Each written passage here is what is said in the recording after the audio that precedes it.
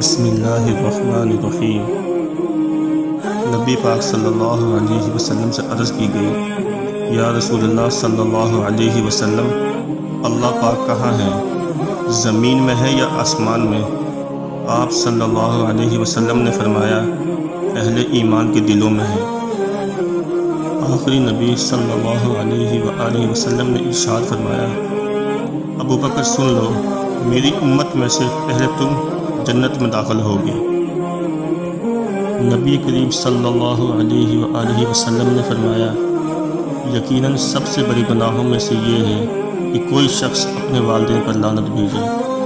پوچھا گیا، یا رسول اللہ، کوئی شخص اپنے ہی والدین پر کیسے لعنت بھیجے گا؟ نبی کریم صلی اللہ علیہ وآلہ وسلم نے فرمایا کہ وہ شخص دوسروں کے باپ کو برا بھلا کہے گا تو دوسرے بھی اس کے باپ کو اور اس کی ماں کو برا بھلا کہیں گے۔ مہمان کے لیے پرتکلف لذیذ کھانا تیار کرنا سنت ہے۔ رسول اللہ صلی اللہ علیہ وآلہ وسلم نے فرمایا، وہ شخص ہم میں سے نہیں ہے جو نوحہ کرتے ہوئے اپنے رخسار پیٹے، گریبان پھاڑ ڈالے اور جاہلیت کی پکارے۔ رسول اللہ صلی اللہ علیہ وآلہ وسلم نے فرمایا، کوئی بھی مسلمان جو ایک درخت کا پودا لگائے یا کھیتی میں بیج بوئے، پھر اس میں سے پرندے یا انسان یا جانور جو بھی کھاتے ہیں وہ اس کی طرف سے صدقہ ہے۔ رسول اللہ صلی اللہ علیہ وآلہ وسلم نے فرمایا، اگر عورت اپنے شوہر کی کمائی اس کی اجازت کے بغیر بھی اللہ کے راستے میں خرچ کرتی ہے تو اسے آدھا ثواب ملتا ہے۔ سبحان اللہ۔ رسول اللہ صلی اللہ علیہ وآلہ وسلم نے فرمایا، جس نے کسی ایسی چیز کا دعویٰ کیا جو کہ اس کی نہیں تو وہ اپنا ٹھکانہ جہنم میں بنا لے۔ استغفر اللہ۔ رسول اللہ صلی اللہ علیہ وآلہ وسلم نے فرمایا، جس شخص سے علم کی کوئی بات پوچھی جائے جسے وہ جانتا ہو، پھر وہ اسے چھپائے تو روز قیامت اسے آگ کی لگام ڈالی جائے گی۔ نبی کریم صلی اللہ علیہ وسلم عشاء کی نماز کے بعد باتیں کرنا ناپسند فرماتے تھے۔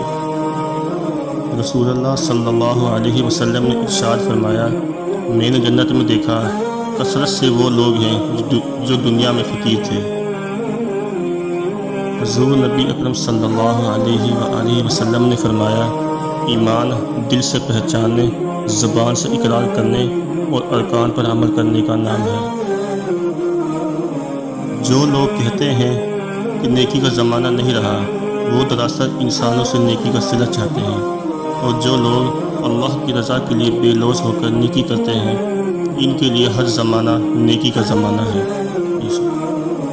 رسول اللہ صلی اللہ علیہ وسلم نے ارشاد فرمایا، جو بھی بندہ کسی وقت بھی دن میں یا رات میں لا الہ الا اللہ کہتا ہے تو اس کے نامہ اعمال میں سے برائیاں مٹا دی جاتی ہیں اور اس کی جگہ نیکیاں لکھی جاتی ہیں۔ نماز نہ چھوڑنا، یہ میرے نبی صلی اللہ علیہ وآلہ وسلم کی آنکھوں کی ٹھنڈک ہے۔ جو لوگ کہتے ہیں کہ سچا انسان زبان کا کڑوا ہوتا ہے، ان کو بتاؤ کہ محمد صلی اللہ علیہ وسلم سے زیادہ سچا اور میٹھے اخلاق والا کوئی نہ تھا۔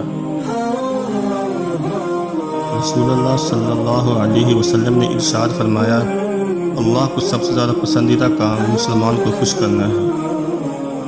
رسول پاک صلی اللہ علیہ وسلم نے فرمایا، لا حول ولا قوت الا باللہ، کثرت سے پڑھا کرو، کیونکہ یہ کلمات جنت کے خزانوں میں سے ایک خزانہ ہے۔ فرمان مصطفیٰ صلی اللہ علیہ وآلہ وسلم، اگر ابن آدم انسان کے پاس سونے کی 2 وادیاں بھی ہوں تب بھی یہ تیسری کی خواہش کرے گا، اور ابن آدم کا پیٹ قبر کی مٹی ہی بھر سکتی ہے۔ رسول اللہ صلی اللہ علیہ وسلم نے ارشاد فرمایا، خالہ ماں کے درجے میں ہے۔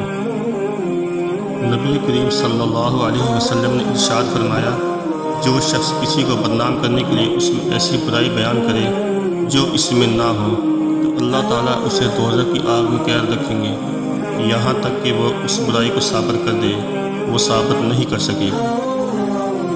رسول اللہ صلی اللہ علیہ وسلم نے فرمایا، اللہ تعالیٰ کے 99 نام ہیں، یعنی 1 کم 100۔ جو شخص ان سب کو محفوظ رکھے گا وہ جنت میں داخل ہوگا۔